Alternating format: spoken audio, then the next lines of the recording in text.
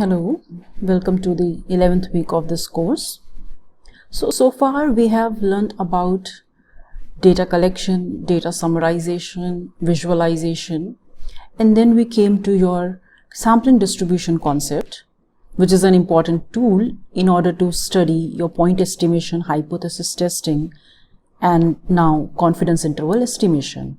So you must have experienced by now that why sampling distribution was taught to you before teaching your point estimation and other stuff, because those concepts you are basically using everywhere. Then we moved on to your statistical inference part, where we learned about point estimation, that how do you estimate the parameters, and we learned about two different methods, that is method of moments and maximum likelihood estimation. And then we also learned about unbiasedness as well as the situation of expectation maximization algorithm, that is EM algorithm. Next, we moved on to your hypothesis testing concepts. And finally, now we are going to learn about confidence interval estimation. So let us see what is the agenda for this week. So we are going to understand the concept of confidence intervals first of all. Then we are going to find out what are the confidence interval for your population mean, variance, and proportion. So as you can recall, we have been talking about these three from the starting of this course, keeping in mind that we had numerical and categorical variables. So based upon that, we have mean, variance as the summary measures for your numerical variables, and proportion is used for your categorical variables. So now we move on to the concept of confidence interval. Now the first question that arises is that why do we need confidence interval? We have already studied about point estimation, so we know how to estimate the population parameters. So what is the need of finding out the confidence interval then? The reason is that whatever point estimates you have calculated so far, be it your sample proportion, sample mean, or the sample variance, all these depend upon the particular sample that you have selected. Now, if I change the random sample, then these values would vary definitely. Even a single observation would make a change in these point estimates. And that is why, if you can remember, in Python also, we write np.random.seed and give some number over there in order to ensure that if I am rerunning the code, the same sample is drawn. Okay, so it does not get updated, because if the sample gets updated, the values would change. So now here also, you have just the point estimates. Now the question comes up is, whatever point estimate that I have calculated, can I be confident that the sample mean that I have calculated is actually very close to your population mean? Or if you consider the proportion, then the sample proportion, is it close to the population proportion or not? Can we be confident about that? So to tackle this, we come up with the idea of interval estimate, in which rather than finding the point estimate that is coming up with a single observation, we find an interval of values or a range of values within which we can be confident that the actual population parameter would lie. So you see the difference over here, that in point estimate we just come up with a single value, but there the drawback is that if I update the sample, if I change a single observation, the estimate would also vary.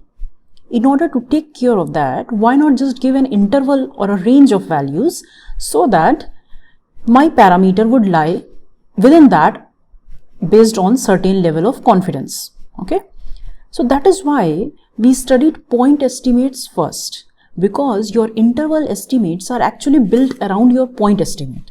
So you first find out the point estimate, you subtract this quantity and add that same quantity to it, and then based upon that range basically is your confidence interval.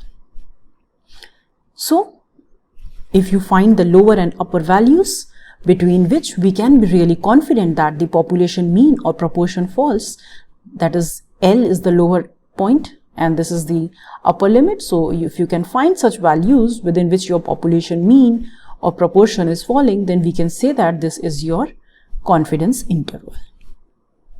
Now, why do we have this term confidence? Why are we using this repeatedly? Why not just an interval or maybe some other name? The reason would be clear now. An interval of such values is referred to as a confidence interval. Each interval has a confidence coefficient which is reported as a proportion, that is 1 minus alpha. So alpha we have seen in hypothesis testing also. And here, if you report it as a percentage, it would be 1 minus alpha times 100%. Okay. And the common values that we use for your confidence coefficients are 0.90, 0.95 and 0.99. So corresponding to that, you will have a confidence level of 90%, 95% and 99%. Okay. Now, let us understand the meaning of confidence interval. When I say that I am calculating a confidence interval for mean with 95% confidence level, it means that we can be 95% confident that the population mean falls between these two endpoints. So that is why we say 95% confident. So we are not just finding out an interval simply. We are saying that we are this much percent confident that the population mean or the population parameter is going to lie within those two endpoints. Note that here we do not say that there is a 95% probability that the interval would contain the true population parameter, because probability statements are always made for the random variables. And in this case, you are talking about your population parameter, population mean or variance or anything else. And those population parameters, as we have defined earlier also, that they are fixed quantities. We may not know them, but they exist and they are fixed quantities. So you cannot associate a probability with it. That is why we say that we can be 95% confident that the population mean falls between these two endpoints, L and U. Now what it actually means is, when we say 95% confident, it means that if I have a population, I am taking out a sample from that, and based upon that sample, I find out the confidence interval. I mark that interval. Now again, I sample from the same population, I calculate the interval and note it down. If I keep on doing it repeatedly, then at the end, out of all the intervals that I have obtained, in 95% of the cases, the population parameter would be contained in those intervals. And that is what is the interpretation of your confidence interval. So I can show you how it is done.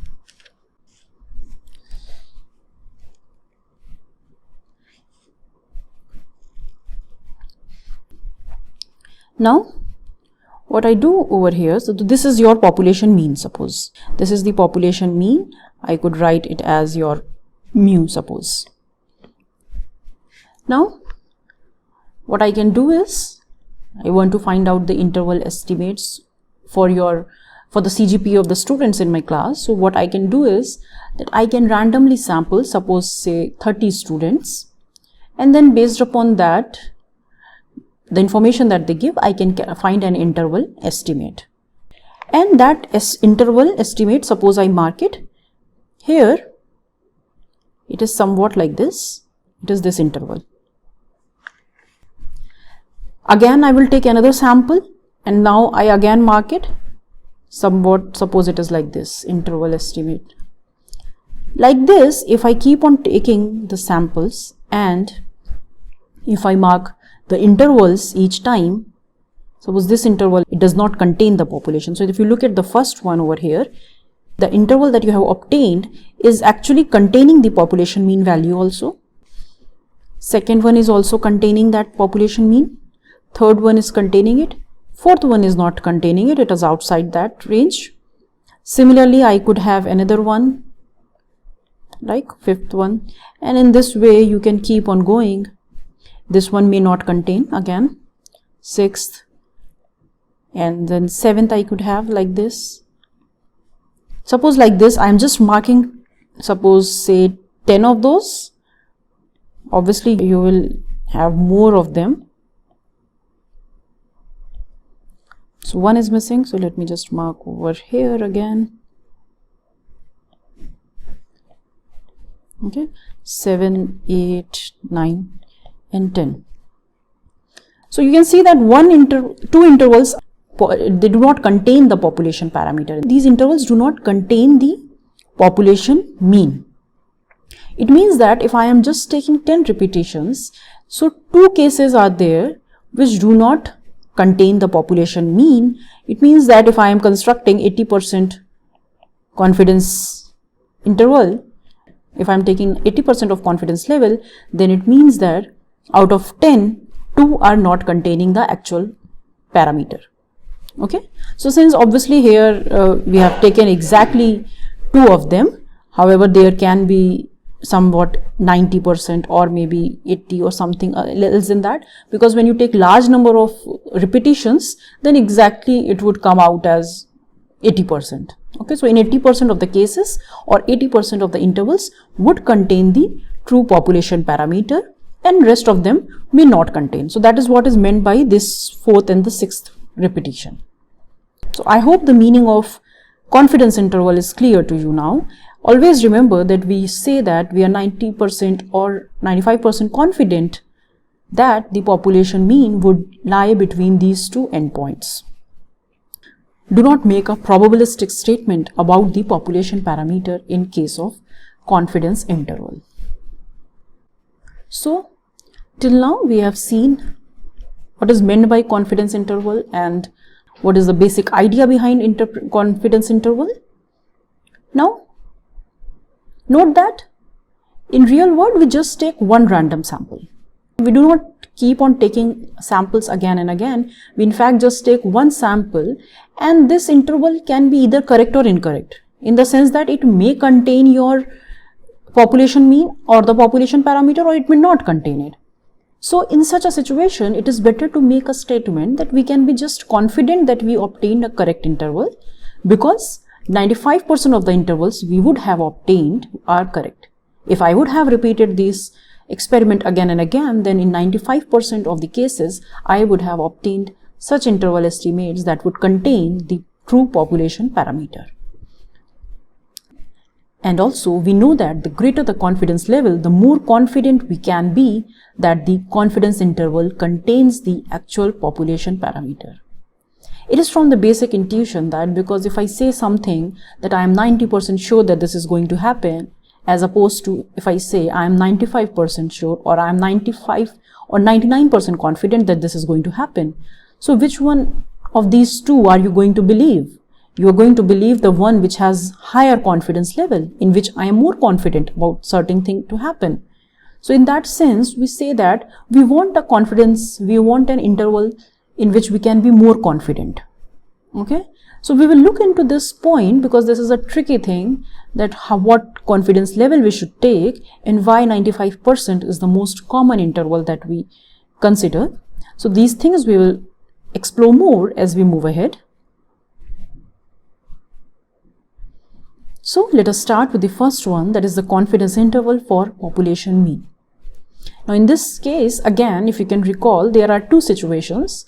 The first one can be when the variance is known to you, and the second one can be when it is unknown. So let us first understand the case when sigma square is known. The theorem says that if you assume that you have a random sample coming from a normal population with mean mu and variance sigma square, which is known to you, then in that case, we know from the sampling distribution that sample mean would follow normal distribution with mean mu and variance sigma square by n. And if I standardize it, it would follow standard normal distribution. With this background, if I construct a confidence interval 1 minus alpha times 100% confidence interval for this population mean mu, then this is the interval that I obtain. So what you see over here, this one, first one, if you see, it is x bar, that is the sample mean minus certain quantity, and then you have x bar plus certain quantity. So you are, the quantity that you are adding or subtracting on both the sides is same, and you are adding or subtracting it to your sample mean. And sample mean, if you can recall, it is the point estimate when we are talking about the point estimation in case of the normal distribution when we are dealing with your population means. So sample mean came out as the point estimate. So you see that we are focusing on the sample mean and then we are subtracting and adding a quantity to it in order to get a confidence interval estimate. Now how do we prove this? Let us see. The first theorem over here says that if you have a random sample coming from normal mu sigma square, then 1 minus alpha 100% confidence interval for mu is basically x bar minus z alpha by 2 sigma by root n and x bar plus z alpha by 2 sigma by root n. So now let us understand what is this z alpha by 2 that I have written over here. To understand this, let us consider this figure over here. Suppose this is your normal distribution in this case.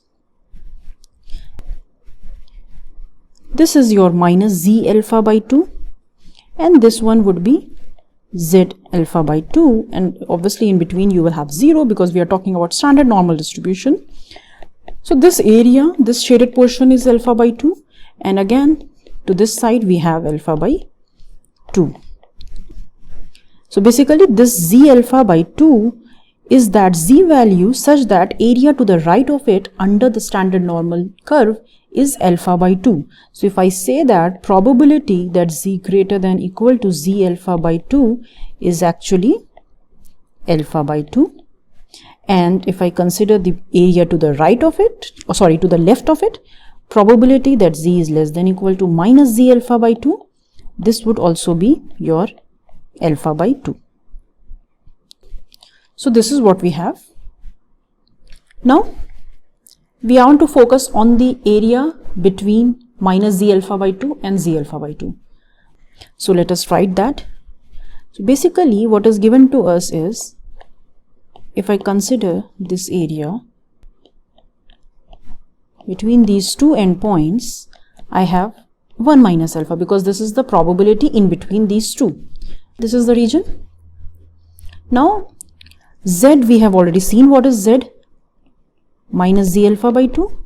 This would be, z is what? X bar minus mu sigma by root n less than equal to z alpha by 2.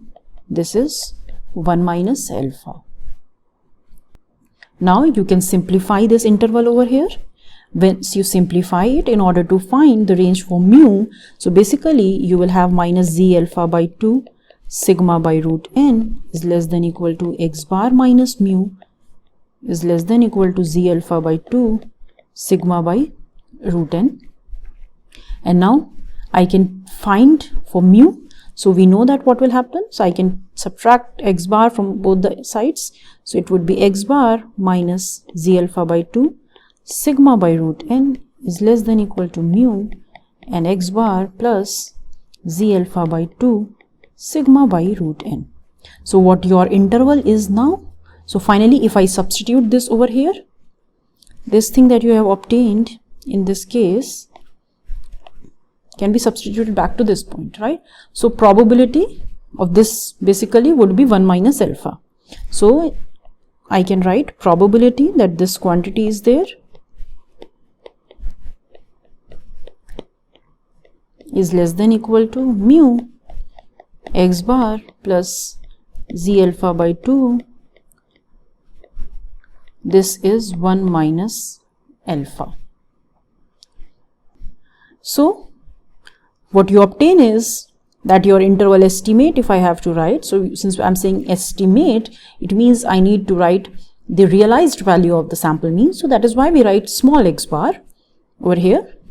So x bar minus this sigma by root n and x bar plus z alpha by 2.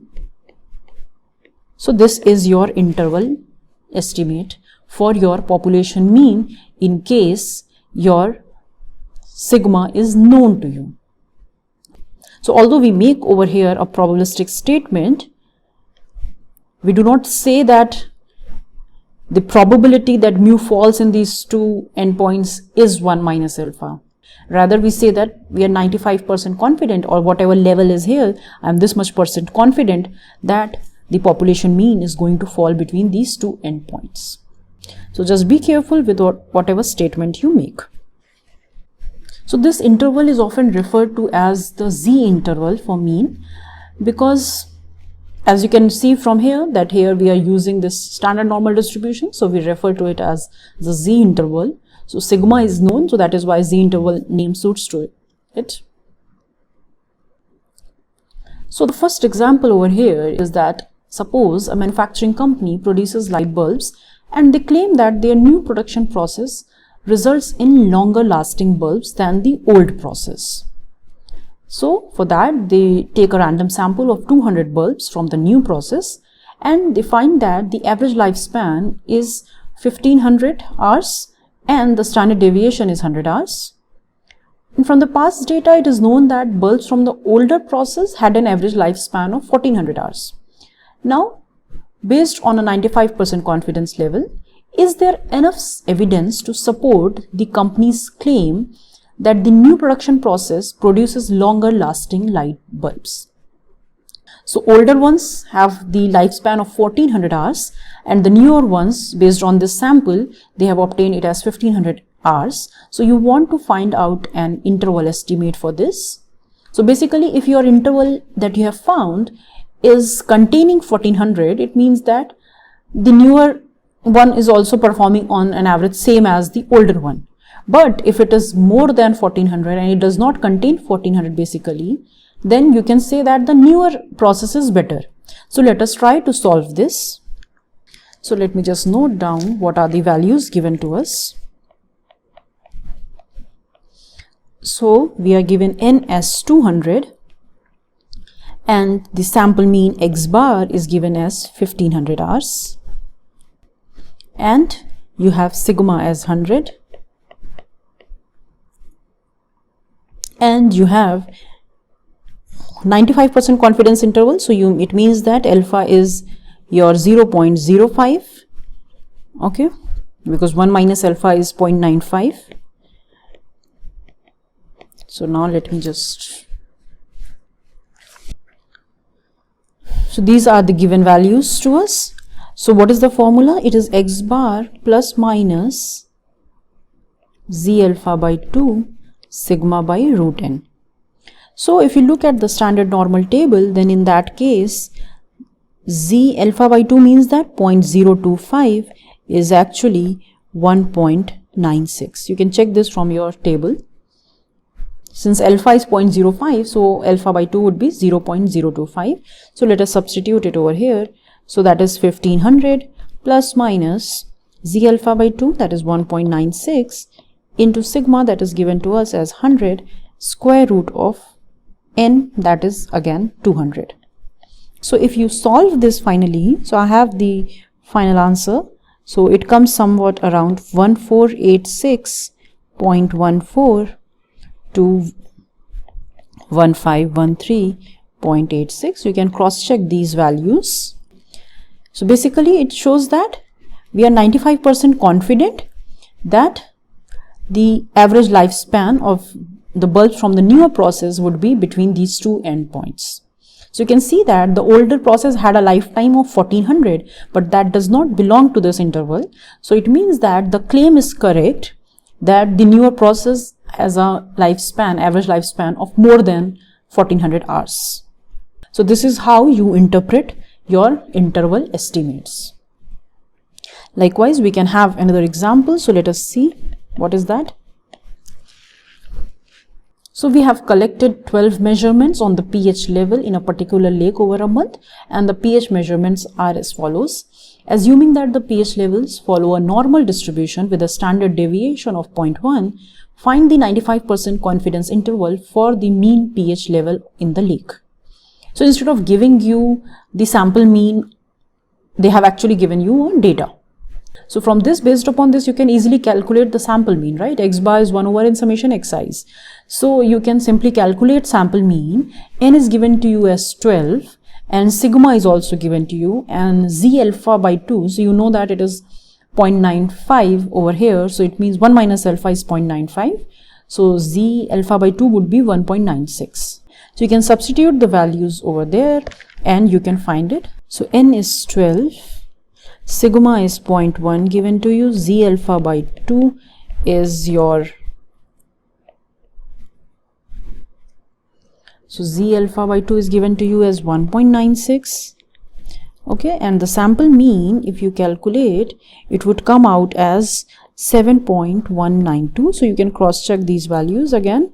So x bar plus minus Z alpha by 2 sigma by root n. So you substitute the values simply. So 7.192 plus minus 1.96 into 0.1 divided by root 12. And what you get is, it is 7.135 and 7.249. So this is the interval that you have obtained for the pH value. So we can be 95% confident that the mean pH of the lake would be between these two endpoints.